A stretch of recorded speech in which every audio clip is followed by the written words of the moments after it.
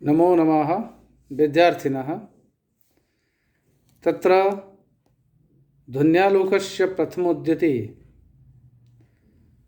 तद्ध्वनेः स्वरूपनिरूपयितु कामेन आचार्येण आनन्दवर्धनेन ध्वनेः निरूपणात् वा स्वरूपनिरूपणात् पूर्वं काचित् भूमिका प्रतिपाद्यते। तो भूमिका रूपेण यत् प्रतिपाद्यते तस्य विवेचनं पूर्वकक्षायाम् अस्माभिः कृतमेव। पुनः प्रसंगानुरोधेन तत् अद्यापि पुनः अवलोक्यते अस्माभिः। तो ध्वनि के स्वरूप को निरूपण करने की कामना से आचार्य आनंदवर्धन ने तो कोई एक भूमिका का वर्णन करना चाह रहे हैं, और भूमिका के रूप में जो व जिस पद्य का उन्होंने उपस्थापन किया है वो पूर्व कक्षा में उसका हमने विवेचन प्रारंभ कर दिया था। आज पुनः प्रासंगिकता के क्रम अनवरोध की दृष्टि से पुनः उसका पाठ कर रहे हैं। वो पद्य इस प्रकार है, बड़ा महत्वपूर्ण पद्य है। योऽर्थः सहृदयः श्लाघ्यः काव्यात्मेति व्यवस्थितः वाच्य प्रतीयमानाख्यौ तस्य वेदा विभो स्मृतो। कह रहे काव्यात्मेति योऽर्थः सहृदयः श्लाघ्यः व्यवस्थितः, योऽर्थः सहृदयः श्लाघ्यः योऽर्थः काव्यात्म इति व्यवस्थितः। सहृदय श्लाघ्य, सहृदय के द्वारा, सहृदय सामाजिकों के द्वारा, सहृदय किन्हें कहते हैं? जो काव्य तत्व मर्मज्ञ होते हैं, काव्य के तत्व के आस्वादन से जो आह्लादित होते हैं, जो प्रसन्न चित्त होते हैं, जिन्हें परम आनंद की अभाप्ति होती है, वे सहृदय कहलाते हैं। उनके द्वारा जो श्लाघ्य है, जो प्रशंसनीय है, जो सर्वमान्य है, उनके द्वारा स्वीकार्य है, ऐसा यह अर्थ, जो अर्थ है माने जो विशिष्ट अर्थ है, जो काव्य के सार को, तत्व को प्रतिपादित करने में समर्थ है, ऐसा जो अर्थ है, और वह काव्यात्मेति व्यवस्थितः, काव्यस्य आत्मा इति रूपेण व्यवस्थितः, काव्य की आत्मा के रूप में जिसको प्रतिष्ठा मिली हुई है व जो प्रतिष्ठित है, ऐसा जो अर्थ है, तस्य प्रसिद्धस्य सहृदय श्लाघ्यस्य अर्थस्य, उस प्रसिद्ध सहृदय श्लाघ्य अर्थ का काव्यात्मभूतस्य तस्य अर्थस्य वाच्य प्रतीयमानाख्यौ भेदो उभो स्मृतो। बोले दो भेद कहे गए हैं, एक वाच्यार्थ, एक प्रतीयमानार्थ।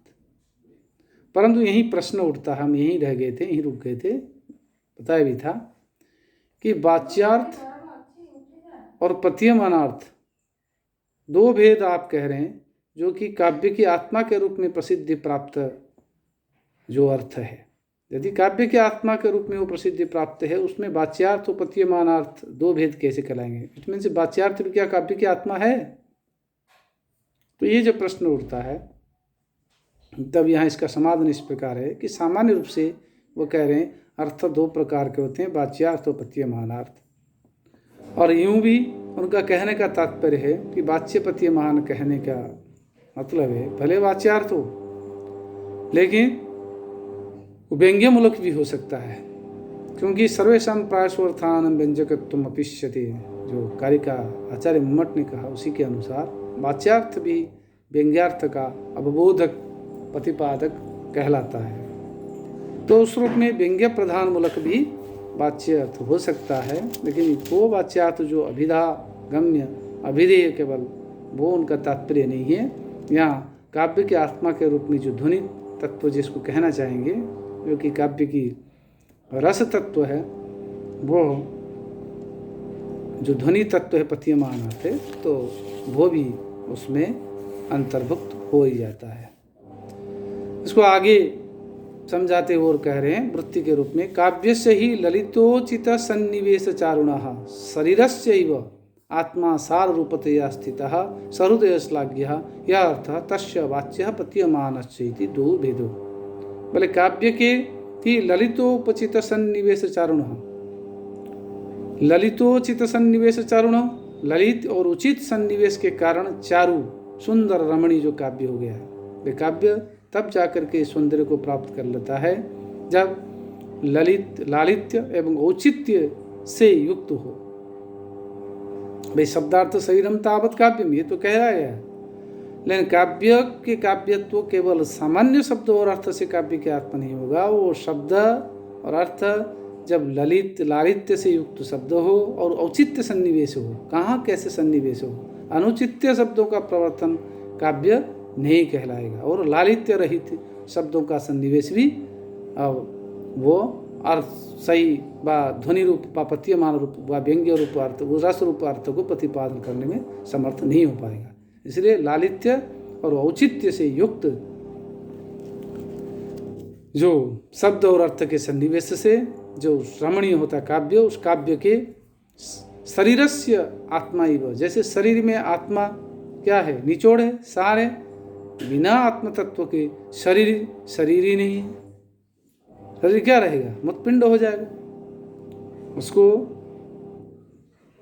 शरीर के शरीरत्व तभी है, उसकी महत्ता है व उसकी गुणवत्ता है व उसका स्वीकार है जब उसके साथ आत्मा का सन्निवेश हो। आत्मा के वहाँ से निकलने के बाद फिर शरीर नहीं कहलाता, पार्थिव शरीर फिर कह देते हम, जड़ शरीर कहते हैं, क्योंकि चेतन रहित उसका कोई मतलब नहीं। बल्ब है, ट्यूबलाइट है, पंखे, उसमें करंट हो तब उसका मतलब, करंट अगर उसमें नहीं हो तो पंखा किसी काम का नहीं, ट्यूबलाइट किसी काम का नहीं है। तो उसी प्रकार शरीर में आत्मतत्व नहीं होता, शरीर किसी काम का नहीं। तो सार है, निचोड़ है उसका आत्मतत्व। उसी प्रकार सहृदय श्लाघ्य यह अर्थ, सहृदय द्वारा वंदनीय जो अर्थ है वह ललितोपचित सन्निवेश चारु जो युक्त रमणीय काव्य शब्दार्थ रूपी शरीर जो है, शरीर रूपी काव्य का तस्य उस वो का प्रमुख तत्व है अर्थ, और तस्य वाच्य उस अर्थ का वाच्य और प्रतीयमान नामक दो भेद हैं। तो शब्दार्थ भी क्यों नहीं हो, वो भी सहृदय श्लाघ्य होना चाहिए। शब्द जो है कह रहे हैं कि वाच्यार्थ क्यों नहीं हो, भले वाच्यार्थ क्यों नहीं हो, वो भी सहृदय श्लाघ्य होना चाहिए। वाच्यार्थ को प्रतिपादन करने वाला शब्द होना चाहिए।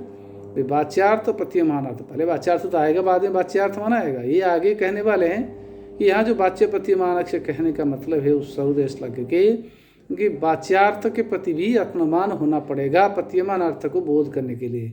जैसे कि दीपक की शिखा के प्रति हम यत्नवान होते हैं कब तक, जब तक प्रकाश हमें नहीं मिला है। तो प्रकाश हमारा भले प्रयोजन हो, लेकिन दीपशिखा के प्रति हमें यत्नवान होना पड़ेगा। दीपशिखा अगर नहीं जलेगी तो प्रकाश कहाँ से होगा। तो उसी प्रकार प्रतीयमान अर्थ तब आएगा जब वाच्यार्थ सही तरह से हो, वाच्यार्थ में वो सामर्थ्य हो प्रतीयमानार्थ को बोध करने वाले। सारे वाच्यार्थ क्या प्रतीयमानार्थ को बोध करा लेंगे, पास सामर्थ्य रखेंगे, पास उस व्यंग्यार्थ को प्रतिपादन करने वाले सामर्थ्य रखते नहीं रख पाते। तो इसीलिए सहृदय श्लाघ्य वाच्यार्थ होना चाहिए काव्य को, काव्य के काव्यत्व को साकार करने के लिए। आगे करें, तत्र वाच्य प्रसिद्ध प्रकरण प्रकार ही रूपमादि भी बहुधा व्याकृत हो सन्नी। तो यही उसको और परिष्कृत कर रहे हैं। बोले जो वाच्यार्थ है, वो जो वाच्यार्थ है वो क्या है, प्रसिद्ध है। यो अनेक ही प्रकार ही उपमादि भी, उपमा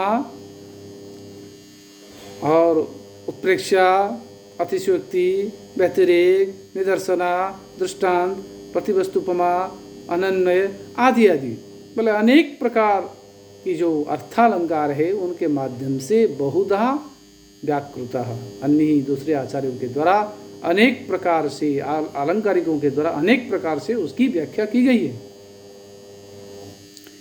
तो कहीं ना कहीं अलंकार भले शब्द और अर्थ का सौंदर्यबोधक हो, लेकिन उसके माध्यम से वो भी काव्य की जो आत्मा रस है व प्रतीयमान अर्थ जो तत्व है, ध्वनि रूप स्वरूप है, तो उसके लिए व उसकी सार्थकता के लिए व इनकी भूमिका अत्यंत उपादेयपूर्ण है, महत्वपूर्ण है। तभी तो आचार्य आनंदवर्धन ने कि ये बात कही है कि जो सहोदय श्लाघ्य अर्थ है, जो काव्य के आत्म तत्व है, तो उसके दो भेद हैं, वाच्यार्थ और प्रतीयमान अर्थ। ये जो वाच्यार्थ के रूप में आगे क्लियर कर रहे हैं, वाच्यार्थ से मतलब है यहाँ भाई उपमा आदि जो अलंकार है उनके रूप में वो बताया गया है, क्योंकि ये भी काव्य की ललितोचित सन्निवेश चारुता के माध्यम से काव्य की काव्यत्व को साकार बनाने में समर्थ हैं। तो इस प्रकार अन्य ही मन काव्य लक्षण विधाई भी, काव्य लक्षण विधाई भी, काव्य लक्षण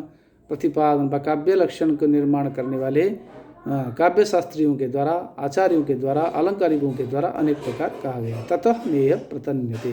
तो इसीलिए उस वाच्यार्थ के बारे में हम यहाँ इस ध्वन्यालोक ग्रंथ में अधिकता के रूप में व अधिक की दृष्टि से उसका हम विवेचन नहीं कर रहे हैं, उसको विस्तार से हम नहीं बता रहे, हम उसका व्याख्यान नहीं कर रहे हैं या हम उसको बताना नहीं चाह रहे, क्योंकि उन्होंने पहले इसको कह दिया केवल अनुद्यते पुनः यथोपयोगमिति।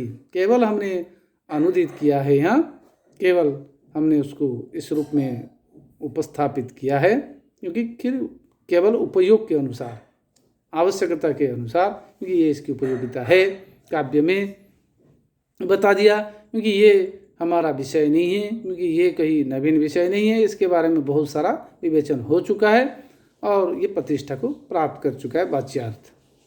जो प्रतिष्ठा को प्राप्त नहीं किया है व जिसने प्रतिष्ठा को प्राप्त नहीं किया है व जो प्रतिष्ठिता को प्राप्त नहीं है, वह है ध्वनि तत्व प्रतीयमान अर्थ। यद्यपि वो पूर्वाचार्यों के द्वारा मान्य है, ग्राह्य है, उन्होंने इसको स्वीकार किया, लेकिन अलग से इसका एक प्रस्थान के रूप में उसको उपस्थापन नहीं किया व इसको प्रतिष्ठा नहीं दी है। इसीलिए हम इस ध्वनि तत्व के बारे में विवेचन करना चाहते हैं, इसलिए हमारा वो विषय नहीं है। शब्द अर्थालंकार जो है वाच्यार्थ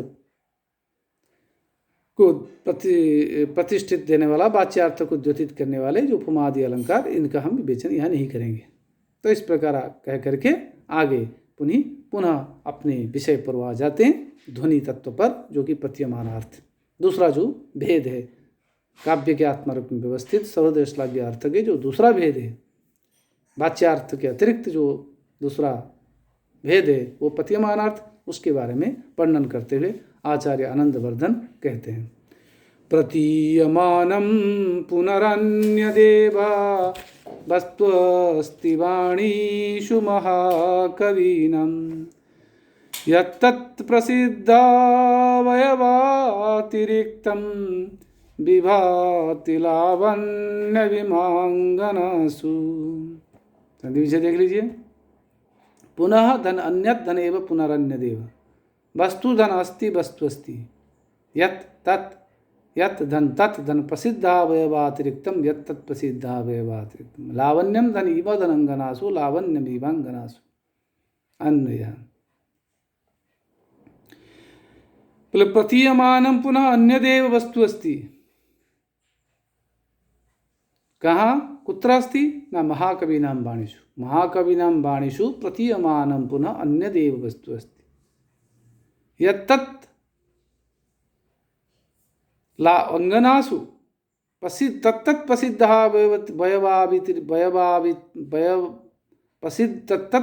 यत् तत् प्रसिद्धः वयवातिरिक्तम् अंगनासु लावण्यमिव विभाति। अंगनासु, अंगनाओं में उन प्रसिद्ध अवयवों के अतिरिक्त हाथ, पैर, नाखून, वक्षज, उदर, ओष्ठ आदि जो अवयव हैं अंगनाओं में, जो सौंदर्य बोधक अवयव हैं, उनसे हट करके जो तत्व है वो है लावण्य तत्व। उनके पूरा सौंदर्य का निचोड़ है, नख से लेकर शिख तक पूरा जो सौंदर्य है उसको लावण्य कहते हैं। वो सार है, निचोड़ है।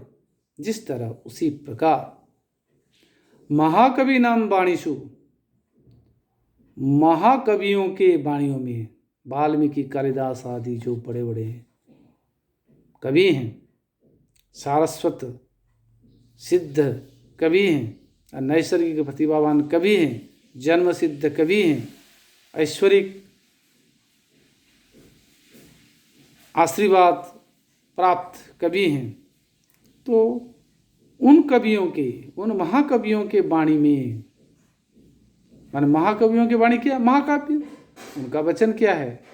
कवेः इदं काव्यम, कवि यत् रचयति तत्काव्यम, कवि यत् वदति तत्काव्यम।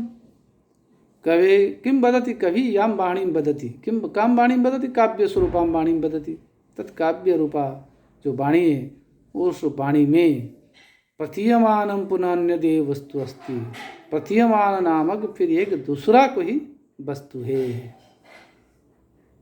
बहुत बढ़िया पद्य है, उपमा दे करके उसमें बता रहे हैं। जिस प्रकार अंगनाओं में उन अवयवों से, उन सौंदर्यातिरिक्त सौंदर्य बोधक अवयवों से हट करके कोई लावण्य है।